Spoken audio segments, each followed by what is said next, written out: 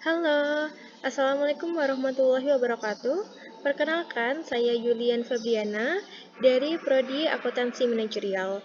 Di sini saya akan mempresentasikan yaitu laporan analisis studi kelayakan bisnis pada PT Pelinda Sarana Sukses, yaitu produk pensil grafit dan juga pensil warna. Oke, langsung saja kita ke profil perusahaan. PT Pelinda Sarana Sukses adalah salah satu produsen pensil terbesar di Indonesia yang didirikan pada tahun 1977. Perusahaan ini memiliki lebih dari 350 karyawan dan bermitra dengan ratusan perusahaan terkemuka di seluruh dunia. PT Pelinda Sarana Sukses memproduksi pensil favorit keluarga Anda untuk mendorong kreativitas melalui menulis, menggambar, menggores, dan juga mewarnai. Selain itu, PT Pelinda Sarana Sukses juga memproduksi cat pensil dan pensil kayu berkualitas tinggi, serta pensil berwarna dengan merek MACS. Lebih dari 70% produksi mereka diekspor ke seluruh dunia.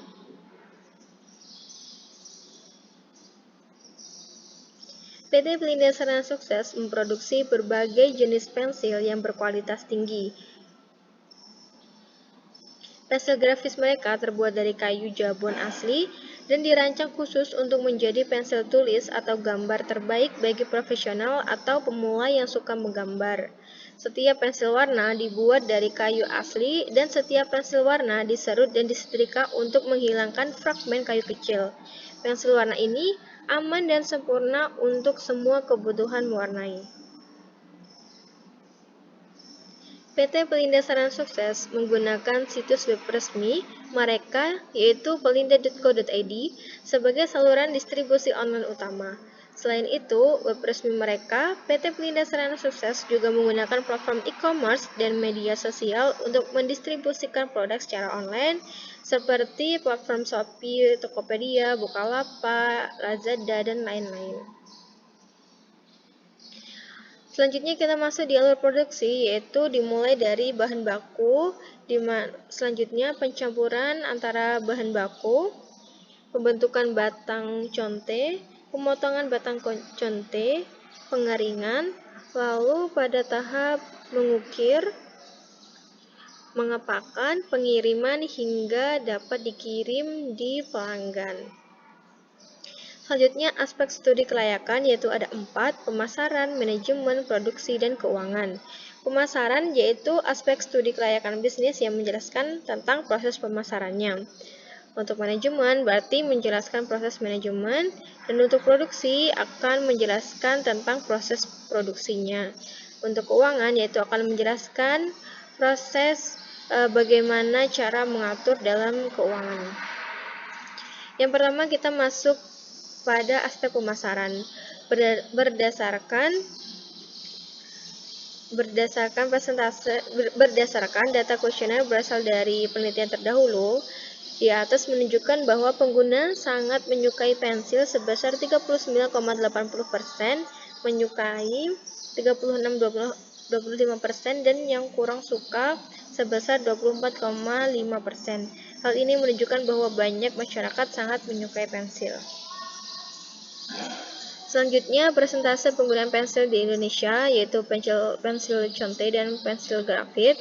Berdasarkan tabel di atas, jumlah masyarakat di Indonesia yang menggunakan per minggunya pada 4 tahun terakhir berada pada persentase 13% hingga 19%, dan data di atas juga dapat dilihat perbandingannya dengan produk pensil conte, yang dimana di tingkat masyarakat dalam menggunakan pensil grafit lebih tinggi dibandingkan dengan pensil conte. Selanjutnya yaitu segmentasi usia penggunaan pensil. Itu berdasarkan data kuesioner di atas menunjukkan bahwa yang dapat menggunakan pensil adalah usia 5-51 dengan persentase usia 5-12 sebesar 39,8%. Usia 13-18% sebesar 36,25%, usia 19 hingga 30 sebesar 16,5%, usia 31 hingga 50 sebesar 39,8%, usia 51 tahun ke atas sebesar 36,25%, Dari data tersebut diketahui bahwa yang banyak menggunakan pensil adalah usia 13 hingga 18 tahun. Hal ini menunjukkan bahwa masyarakat yang menyukai pensil adalah rata-rata usia masih muda atau masih produktif. Selanjutnya yaitu segmentasi pendapatan penggunaan pensil. Berdasarkan data tersebut menunjukkan bahwa pendapatan responden yang suka membeli pensil yaitu sekitar 50.000 sampai 100.000, sedangkan yang paling sedikit adalah di atas 100.000 sebanyak 19%. Data kuesioner ini menunjukkan bahwa responden yang membeli pensil adalah masyarakat yang berpenghasilan menengah dan berpenghasilan ke bawah. Dengan demikian, masyarakat yang berpenghasilan menengah ke bawah dalam rangka sebagai alat tulis pembelajaran di kelas. Selanjutnya, segmentasi pendapatan penggunaan pensil. Berdasarkan data di atas menunjukkan bahwa pensil sebagian besar berpendidikan SD dan SMP yaitu sebesar 27,58% dan 26,57%, sedangkan yang berpendidikan perguruan tinggi sebesar 21,31%. Hasil data kuesioner menunjukkan bahwa konsumen yang menggunakan pensil sebagian besar masyarakat yang berpendidikan dasar ke menengah, yang berarti kesadaran untuk menggunakan pensil adalah masyarakat yang merasa pentingnya pensil bagi kehidupan saat di bangku sekolah. Lalu ukuran bisnis. Menurut Rianto tahun 2001 menjelaskan, ukuran bisnis merupakan suatu gambaran besar kecilnya suatu perusahaan yang dapat ditunjukkan pada total aktiva, jumlah penjualan, rata-rata penjualan, dan total aktiva. Dalam menjalankan usaha ini, kami menargetkan usaha yang besar, yaitu tidak hanya usaha lingkungan kota, tetapi sampai ke perusahaan pabrik yang besar. Selain itu, dalam memasarkan produk pensil kami menargetkan agar dapat membangun 50 titik produksi dan 7 titik pemasaran di Indonesia. Tidak hanya di Indonesia, kami juga menargetkan agar dapat melakukan pemasaran sampai ke luar negeri seperti Malaysia dan Singapura, serta beberapa negara lainnya. Lalu terdapat nilai tambah produk atau yang biasa kita sebut value added, yaitu nilai ekonomi yang ditambahkan ke suatu produk atau jasa yang ditawarkan pada konsumen. Yang pertama yaitu inovasi teknologi pena dan warna mengusung teknologi terkini. Yang kedua, bahan berkualitas tinggi menekankan penggunaan bahan berkualitas tinggi. Yang ketiga, variasi produk dan warna menawarkan berbagai variasi produk dan warna. Yang keempat, ramah lingkungan, yaitu memanfaatkan bahan ramah lingkungan dalam produksi pensil. Yang kelima, desain ergonomis, yaitu mengembangkan desain pensil yang ergonomis, nyaman digenggam dan mudah digunakan.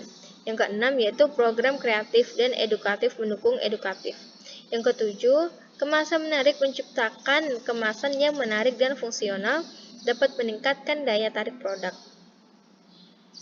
Masa hidup produk. Masa hidup produk merupakan suatu konsep penting dari pemasaran yang memberikan gambaran tentang dinamika kompetitif suatu produk berupa perjalanan penjualan suatu produk, tentang seberapa lama produk tersebut dapat digunakan atau bertahan lama. Produk-produk yang akan kami pasarkan dapat bertahan bertahun-tahun di suku ruang. Selanjutnya ada struktur pasar, yaitu terdapat 4. Yang pertama, inovasi dan pertumbuhan ekonomi. Yang kedua, alokasi sumber daya yang efisien. Yang ketiga, kompetitif. Yang keempat, lebih banyak pilihan. Selanjutnya terdapat persaingan dan strategi persaingan, yaitu pensil tersedia secara luas di pasar tradisional maupun modern di seluruh Indonesia, hadir dalam berbagai bentuk dan ditawarkan dengan harga yang terjangkau, membuatnya menjadi pilihan yang populer bagi masyarakat. Industri pensil tidak hanya tumbuh subur di Indonesia, produk ini juga diproduksi dan dijual untuk berbagai negara di seluruh dunia. Lalu strateginya yaitu ada 3, menjamin kualitas produk secara sistem dan fasilitas. Yang kedua, memperkenalkan mutu produk. Yang ketiga, gencar mengikuti pameran atau event lokal dan internasional. Selanjutnya yaitu market size adalah jumlah individual yang potensial membeli dan menggunakan produk, baik itu pasar domestik dan mancanegara. Pensil kreasi kreatif menggunakan metode bottom up dalam menentukan identifikasi ukuran pasar, yaitu dengan rumus N dikali MS dikali P dikali Q, di mana N adalah total konsumen tersegmentasi, MS yaitu market share, dan P yaitu jumlah uang yang dikeluarkan konsumen, Q yaitu kuantitas pembelian produk dalam 1 tahun. Selanjutnya terdapat asumsi pasar, yaitu pasar domestik pensil presisi kreatif memiliki perkiraan konsumen potensial sejumlah 50 juta jiwa dengan kompetitor sejenis. Di pasar domestik mencapai 81.000. Konsumen yang ada saat ini mengeluarkan 24.000 dalam 1 bulan untuk membeli pensil presisi kreatif dengan rata-rata pembelian sebanyak 24 kali dalam 1 tahun. Lalu ada pasar mancanegara, yaitu pensil presisi kreatif akan memulai dari pasar Asia, yaitu Cina. Ada sejumlah 50 kompetitor pensil yang masuk ke pasar Cina. Bisa dilihat dari http www.kemendikbud.co.id, di mana perkiraan jumlah konsumen potensial sebesar 15,5 juta jiwa dengan pengeluaran total 4,11 US dollar atau setara dengan 65,65.560 rupiah dalam 1 bulan untuk membeli produk pensil granit dan pensil warna. Rata-rata pembelian sebanyak 15 kali dalam 1 tahun. Lalu pertumbuhan pasar. Tempat produksi pensil berada di Jalan Raya Serang, KM 18, Cikupa, Kota Tangerang, Provinsi Banten, dan PT Pelindo Serang Sukses kantornya terletak di daerah khusus Ibu Kota Jakarta. Tepatnya di Wicaksono Building 44, Jalan Ancol Barat 7, Blok A 5D nomor 2 Jakarta. Di lokasi PT Pelindo Serang Sukses, Kota Tangerang dipilih sebagai lokasi pendirian pensil presisi kreatif karena Tangerang adalah kaki penyangga Jakarta sebagai pusat bisnis Indonesia sehingga diharapkan mudah dalam memasuki berbagai akses, baik akses pasar wilayah Jabodetabek atau Jakarta, Bogor, Depok, dan Bekasi. Lalu ada bauran pemasaran, yaitu dengan merek pensil conte, bahan bakunya dari grafit, tanah liat, pigmen warna, bentuk dan ukuran pensil conte dari memiliki bentuk silinder panjang dengan ujung yang runcing, panjang pensilnya sekitar 17 cm dan diameternya sekitar 8 cm. Desain kemasan bisa dilihat dalam tabel berikut. Nah, harga yang kami tawarkan yaitu pensil conte 12 warna seharga 15.000, 24 warna 23.000, dan 36 warna yaitu 45.000. Place atau tempat. Tempat produksi pensil berada di Jalan Raya Serang, Cikupa, Kota Tangerang, Provinsi Banten, dan PT Pelindo Serang Sukses kantornya terletak di daerah khusus Ibu Kota Jakarta. Lalu kita menggunakan promosi, yaitu pada website pensil presisi kreatif akan dirancang sedemikian rupa sehingga tampilannya menarik dan dalam konsep yang sederhana.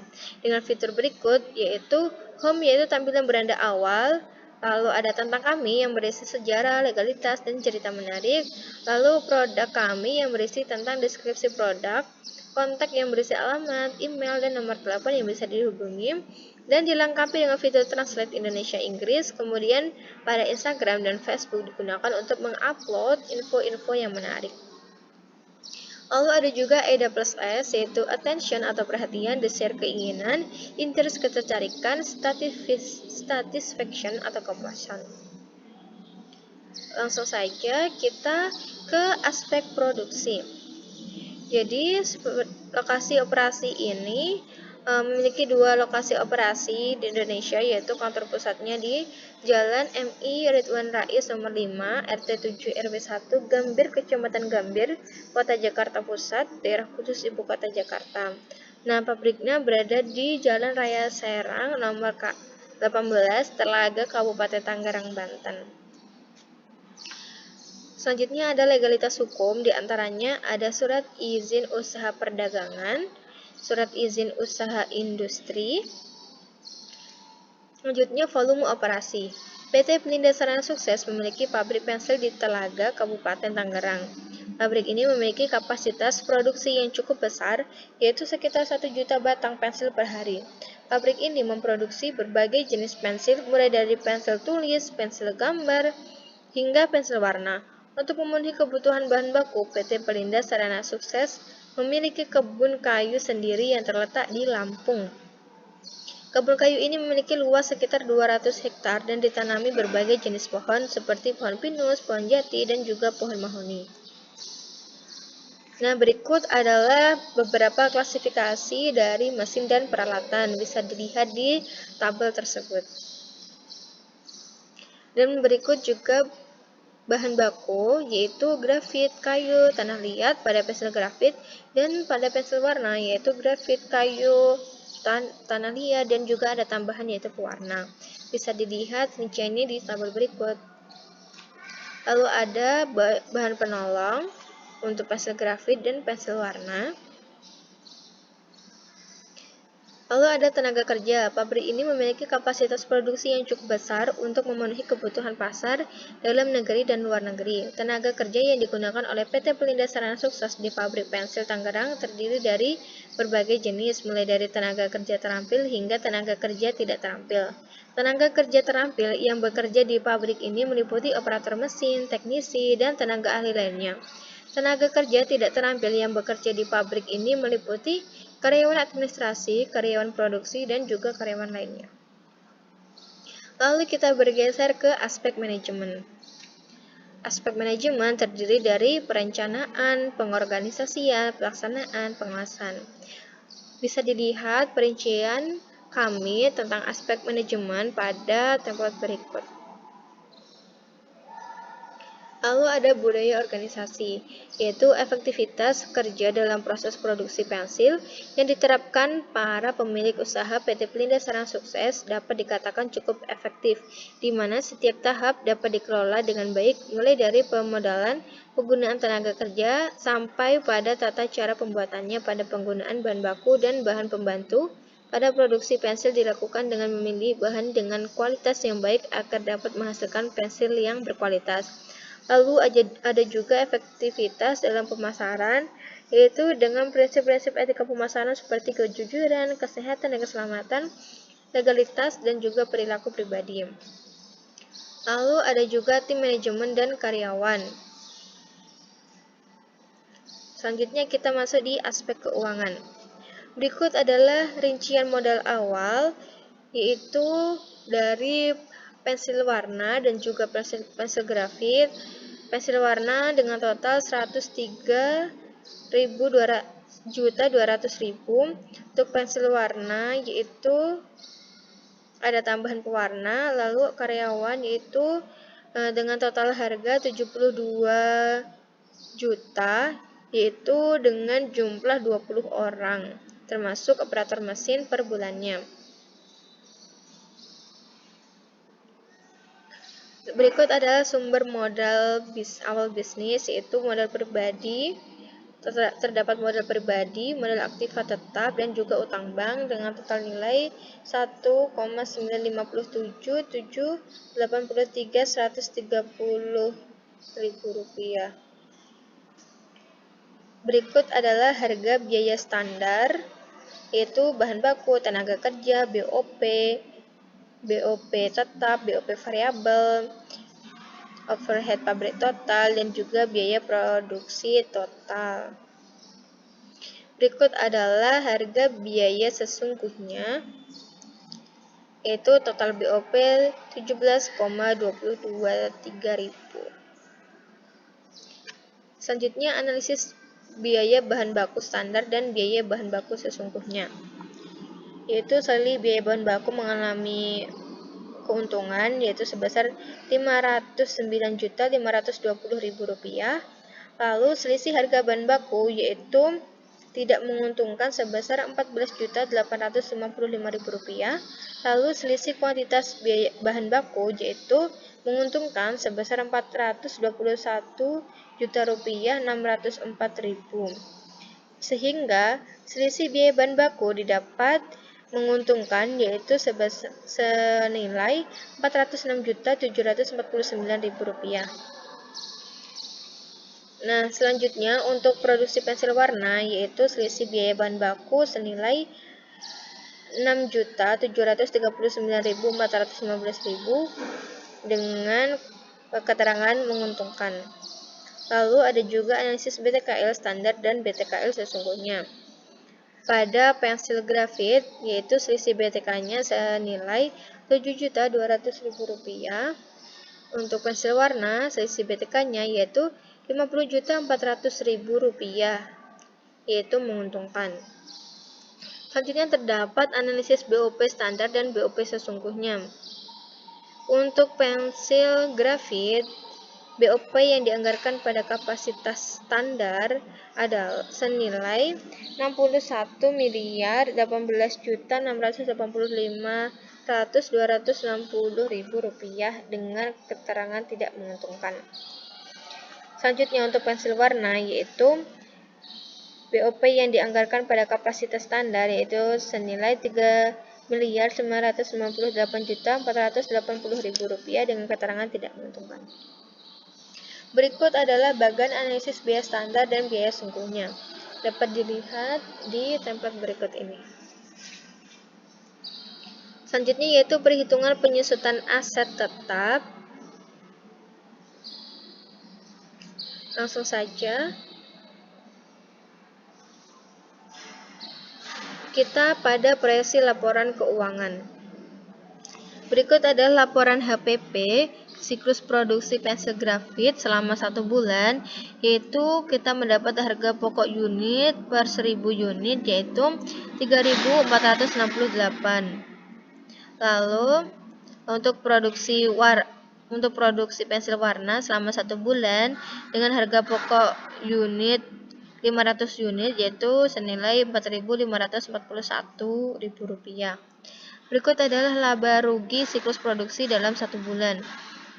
Ya, dengan total laba rugi usaha yaitu senilai Rp10.973.609.935.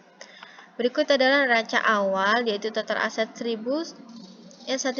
1.957.783.000 dengan total kewajiban dan modal yaitu senilai Rp1.957.783.000. Berikut adalah laba rugi yaitu mengalami kerugian sebesar Rp263.472.696. Berikut adalah proyeksi arus kas dengan saldo akhir sebesar Rp248.606.840.000. Berikut adalah perhitungan payback period yaitu dapat dilihat dalam template berikut. Selanjutnya terdapat NPV, terdapat IRR yang kami hitung, lalu terhadap BEP point, break even point atau BEP yaitu BEP unit dan juga BEP rupiah. Lalu ada PI probabilitas index dan BCR benefit cost ratio. Selanjutnya terdapat analisis pinjaman kredit bank.